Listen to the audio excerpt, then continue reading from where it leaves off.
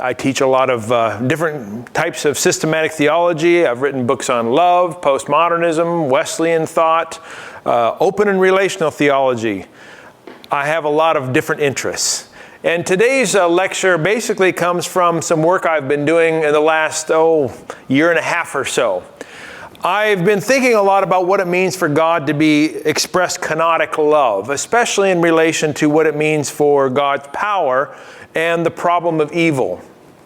And about a year and a half ago or so, I got a grant to explore the questions of randomness and providence. As most of you know, the idea of God's providence is that God is active in the world, perhaps directing it in a particular way, particular future. For some theological traditions, God's not only got it all figured out where it's going, God's doing all the work, and we just think we're free. In reality, we're not, because God controls everything. I wanted to ask, what does providence look like in an open and relational perspective? Now, open and relational, as I use the term, is a very broad umbrella under which process theology would be one important strand. So open and relational, as I think about it, is much broader. And then, of course, the big question, not only in terms of evil and providence, is can you really believe that the world is full of random events? Is it really true that what happens at the quantum level when we have randomness there, or at the biological level when we have random mutations, or randomness when someone wins the lottery and all the rest of us lose? Is that really randomness, even to God?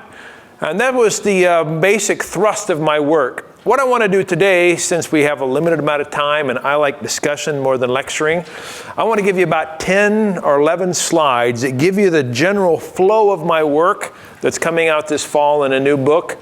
And then I'd love to have lots of interaction, questions, that sort of thing. So, of course, one of the biggest questions that Christians deal with is how you should wrestle with the problem of evil. And process theology has led the way for quite some time in offering a very important alternative to the way most people think of this question.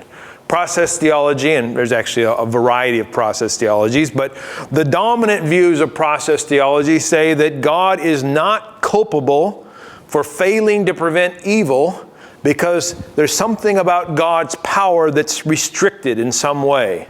According to Alfred North Whitehead, he would talk about God being in the clutches of creativity.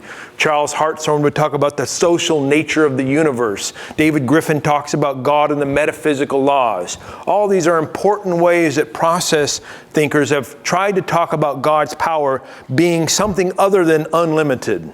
God is not omnipotent in the typical way we think of omnipotence. Those kinds of ways of thinking about power make a lot of people nervous, as you might guess. And one of the ways that sort of sophisticated theologians talk about their nervousness is they say this way of thinking about God sounds as if God is subject to something outside of God's self.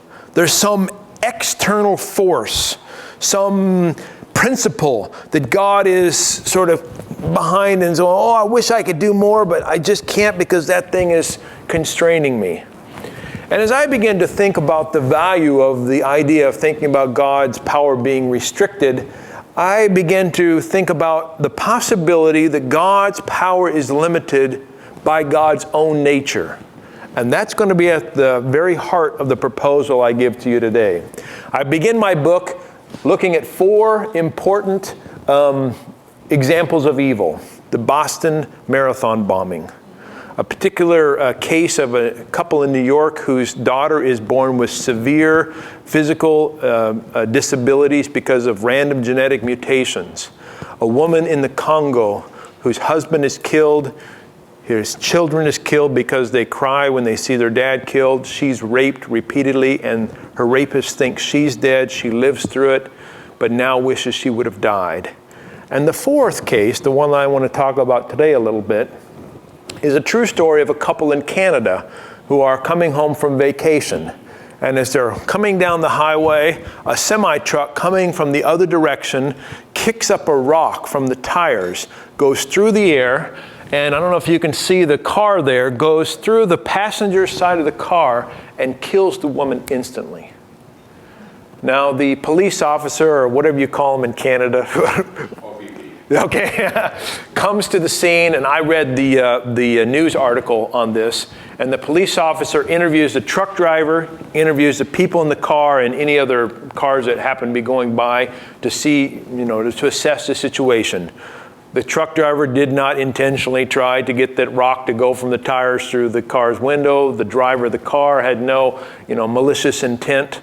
And in the news report says, the police officer says, after interviewing these people, no one intended for this accident to happen. Therefore, and I'm quoting, this was an act of God.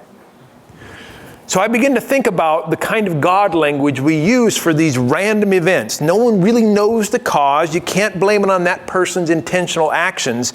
And something happens, and we usually use it, or at least people have used it in terms of, hurricanes, tornadoes. But this seems to fit as well. Some sort of thing that occurs that's negative. Is it an act of God? Well, I want to suggest that Christians need to make sense of this. And here, as I put it, we want to make sense of life, especially evil. Whether that evil is caused by what free creatures do to other creatures, whether it causes by agency or self-organization at maybe the smaller levels of existence, or random and chance events. And that's how I begin the book, with those kinds of case studies.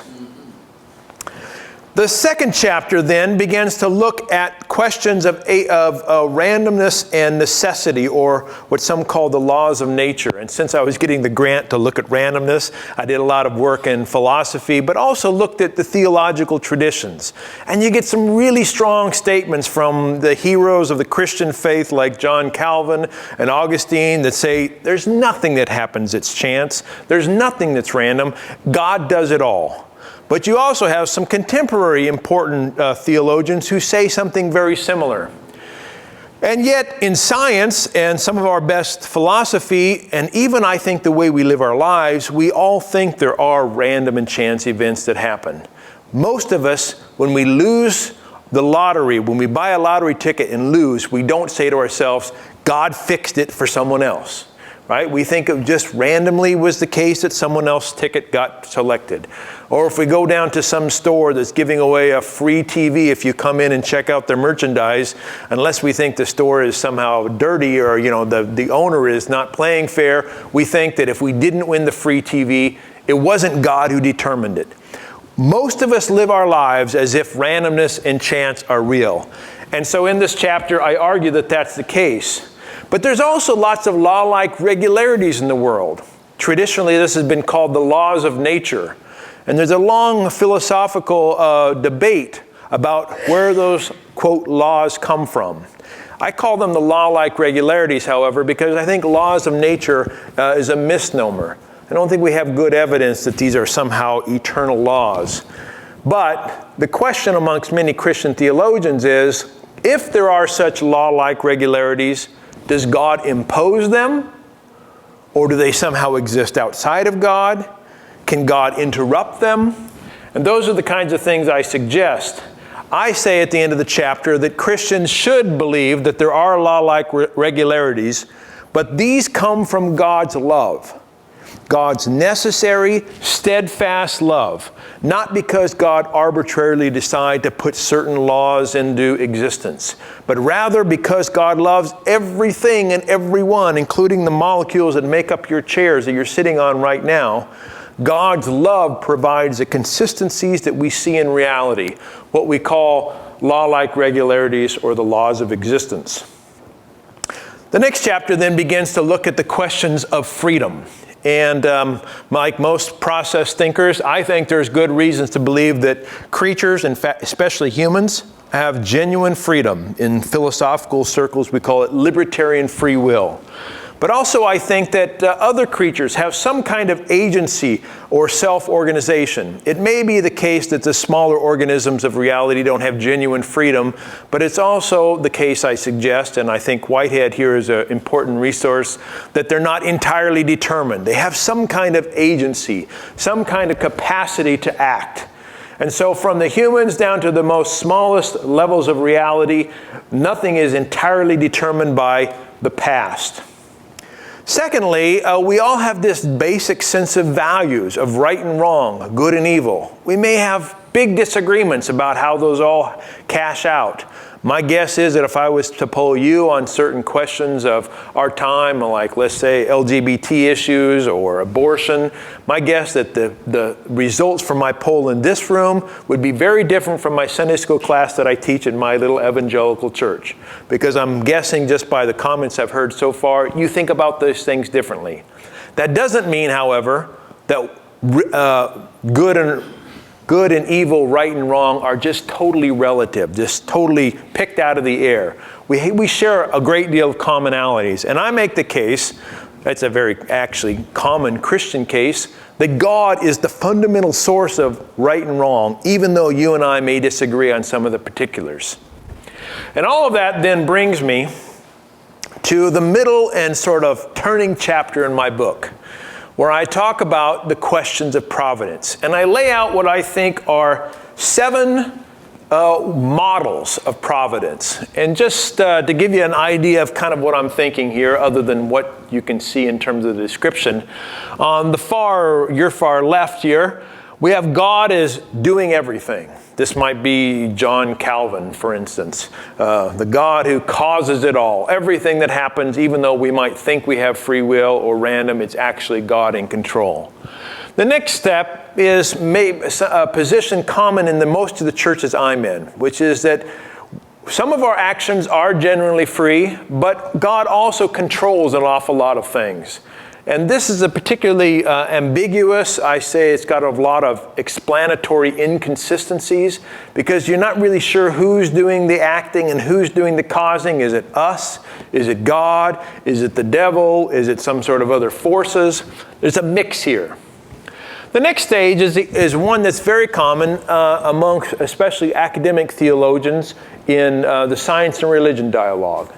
They make the claim that God could be in control, and maybe occasionally does entirely control some event, let's say in a miracle, or the resurrection of Jesus, or maybe the creation of this universe.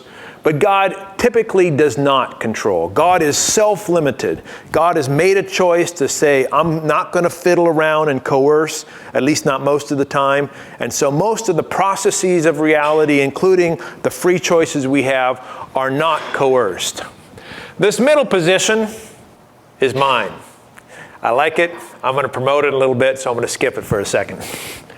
Number 5. This is a position championed by people like Paul Tillich or Gordon Kaufman. There are some process folks who will take this kind of a position, but there are also some that are more close to what I'm going to propose here in a second. But this is basically a position that denies any kind of miracles, denies what we might call variable divine action, and says that God is essentially a sustaining force in the world. Number 6 is a form of belief in God most people call deism, made famous by Matthew Tyndall and some other folks. And then the last one is not really a model at all, because it's basically just sort of giving up the idea that you can actually talk about God's actions and saying God is an ultimate, absolute mystery. But this one here comes in a ton of different forms, some of them very subtle. For instance, one of the most influential theologians in history, Thomas Aquinas, has an elaborate system of what he calls primary and secondary causes. That God's a primary cause and the world acts as a secondary cause, and it all sounds fine and dandy until you start asking really difficult questions of it, and at the end of the day, God's ways are not our ways. God's causation is of an entirely different form. Karl Barth ends up here, at least the early Barth. Some other folks. That last one is kind of the go-to card that some of these other people use. They'll start here, but then at the end they'll appeal to mystery. So you could probably add some other sort of subtle nuances, but I make the argument that these 7 models kind of make up your main options on the table. Now, as I said, I'm going to promote that middle one. But first, let me talk about open and relational theology in general. And as I said earlier, process thought is one of the main forms under what I think of this broad umbrella of open and relational theology. Open and relational theologies take good and evil seriously. They think randomness occurs in the world, but there's also regularity in the world. Believe that at least some creatures are free and others have agency and self-organization. They tend to emphasize that God is a God of love who not only loves in terms of giving, but also can be affected. That's the relational aspect, that God is influenced by what we do in the world. And so this is an idea of a God who is highly giving and receiving with creation. There's one particular open theist who's written a powerful book on providence. His name is John Sanders. And in this book called The God Who Risks, he operates basically from this first paragraph here. But when it comes to the questions of evil, he doesn't offer us a very satisfying answer, at least I believe not. He ultimately says that God permits or allows evil that God could have prevented. So he takes what we might call a classic Arminian kind of a view of this, or maybe John Wesley. At least some of John Wesley sounds like this is a God who allows or permits evil. This God could have stopped it, but for some mysterious reason, maybe some greater good, God chose to allow it. And I think that ultimately this idea that God permits genuine evil, that God could have stopped, impugns God's character. It makes God not totally, perfectly, steadfastly loving. So I criticize John, even though he's one of my good friends, and I propose something else, what I call an essential kenosis view. And I say what's the difference between John's view of open and relational theology and my essential kenosis view really comes down to a doctrine of God issue about God's nature and God's power or God's sovereignty or God's will. That is, I say what Sanders does is he thinks that God's power or God's will logically comes first in God's nature, at least when God creates the world or perhaps acts in history. So what John says is basically this. God could have created a world in which we'd all be robots. God has that kind of capacity. But God decided to create a world in which there could be freedom and love. But if you think about that for a second, that means that God's power comes first before God's love. God's decision comes prior to God's nature. And that is the key point that I want to suggest is different about essential kenosis. So looking at the kenosis position, some of you may know this particular hymn in Philippians 2. It's a hymn in which it talks about Jesus being self-giving or self-emptying, or there's a lot of different ways it's translated. I say it's God's expressing self-giving and other empowering love, this act of kenosis. But most people who look at this passage say something like this. Say something like this. God could totally control, but God voluntarily decided not to. I call it voluntary kenosis. God voluntarily made a choice not to control you and the whole world, but at least most of the time gives freedom and agency to others. I think, however, that this is not truly a choice by God, because I think self-giving, others empowering love is a part of God's very nature. It comes first. Essential kenosis then says that God necessarily expresses self-giving, other empowering love. And neither outside forces nor this arbitrary divine decision is what limits God, because love is logically prior to power in God's nature. That means love essentially conditions God's sovereignty. Now, at the very beginning, I talked about process thought. And I said that Alfred North Whitehead talks about God being in the clutches of creativity. And Charles Hartshorne talks about the social nature of the universe. And David Griffin, who was actually my dissertation advisor, talks about certain metaphysical laws limiting God. I don't have any real beef with any of those, but all of those make it sound like something external to God is limiting God. And I'm proposing a new way to think about this. Again, it doesn't contradict those other ways, but it's a different way to start with God's own nature, to say that it's God's nature of self-giving love that comes first and then conditions God's power toward the world. I think that this model of providence can help us make sense of what I started talking about in the first place, the issues of evil and randomness. And here's how.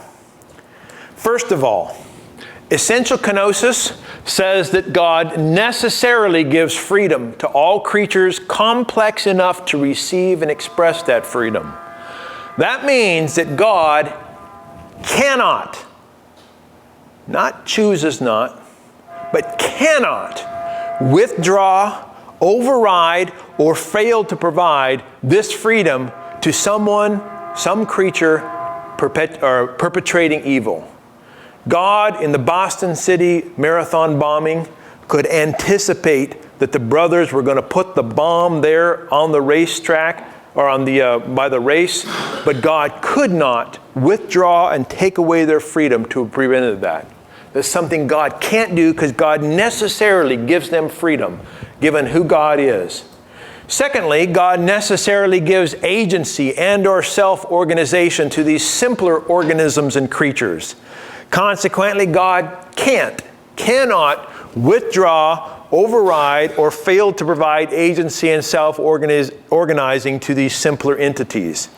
So for instance, in my illustration of the infant who's born with severe physical disabilities, who actually ended up dying, God could not force the entities that mutated randomly in a negative way to not mutate or to be correct, because God necessarily gives existence even to those smaller entities of existence. Third, both law-like regularities of existence, the laws of nature, and random events derive from God's nature of self-giving, other-empowering love. Consequently, God can't interrupt the regularities to prevent evil or stop random events of existence that cause evil. God couldn't have temporarily suspended the law of gravity to stop that rock that was hurling through the air into that car, because God necessarily gives agency to all things, and in that, the laws of nature come about. So God's not culpable for failing to prevent that particular evil. And then finally, and this is one of those things that I think Christians even of a more conservative nature should accept, but they don't really think about this. God does not have a localized divine body. God is an omnipresent spirit, as we talked about earlier. That means that even though sometimes you and I, who do have bodies, can use our bodies to prevent evil, God can't prevent that evil by using a localized divine body. God may call upon us to use our bodies, but of course we can disobey or not hear God's voice. But God doesn't have a localized divine body to step between two people in a fist fight, for instance. So, there are inherent limitations on God's power because God's nature of love comes prior to God's will or actions or decisions, and because God's an omnipresent spirit, not something with a localized physical body. Now, if I was making this, I'm already at the next place. Here's a good way to think about this. This is my illustration to throw out at you.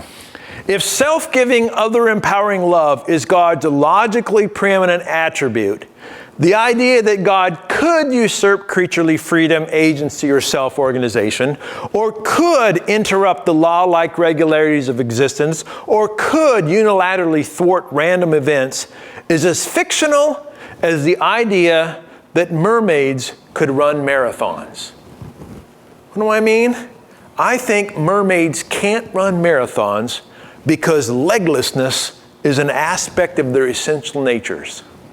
Analogously, an essentially loving God cannot control others because uncontrolling love is an aspect of God's essential nature. See the comparison? I'm making claims about what a mermaid can and can't do because of who mermaids are, and I'm making the same kind of claim about God because I'm saying God is this kind of a being whose nature is love, and this love is uncontrolling. God can't do certain things.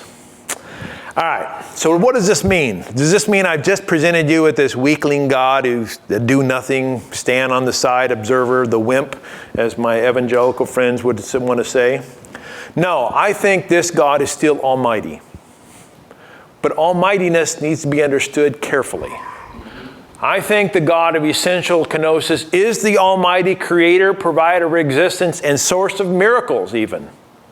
God is rightly called almighty because God is mightier than everyone else, than all others. God is the only one who exerts might upon all that exists, and God is the ultimate source of might for all others. God can be almighty in that sense, and yet not be a controlling God, not even be capable of controlling. So God is still God in the sense of being the mightiest. And finally, I even think this God can do miracles. The last chapter of my book, I make an argument for genuine, objective miracles in the world. And essential kenosis says that miracles are unusual, good events that involve God's special divine action in relation to creation. However, special divine action does not require that God withdraw, override, or fail to provide freedom, agency, or self-organization to creation. Special divine action does not involve God interrupting the law-like regularities of existence or interfering with the processes that arise from God's consistent existence-giving love for all. Those of you who are familiar with the literature on miracles might know that David Hume's arguments against miracles are most often predicated upon this certain notion of natural laws, that God would interrupt natural laws to do miracles. I grew up in evangelical and Pentecostal circles. I've never been around someone who claims to have witnessed a miracle who says at the end, God just interrupted the laws of nature. That's not the language we use. That's not the language most people, I don't find that in the Bible. In fact, as I was working on this last chapter, I went back to the miracles in the Bible. And time again, Jesus talks about the faith of those who are healed. And in fact, Jesus goes, as many of you know, goes to his hometown and can't do any miracles because they don't believe. Now, that's been used in a very negative way to try to say if you just had more faith, you'd find a miracle. I don't think that's the intent. I think the intent is to say there's some kind of cooperation that creatures must do in the healing event. So I say that genuine miracles can occur in the world, but God does not act coercively to bring those about. And my last slide. In summary, God's uncontrolling providence is an adventure of open and relational living, both for the Creator and for the creatures. And I believe that in the logic of love, that makes sense. And this is my book coming out this fall on that. Who's publishing it, Tom? InterVarsity Academic. Good. So I've just rambled. Now I'm ready for all kinds of questions, comments, and refutations.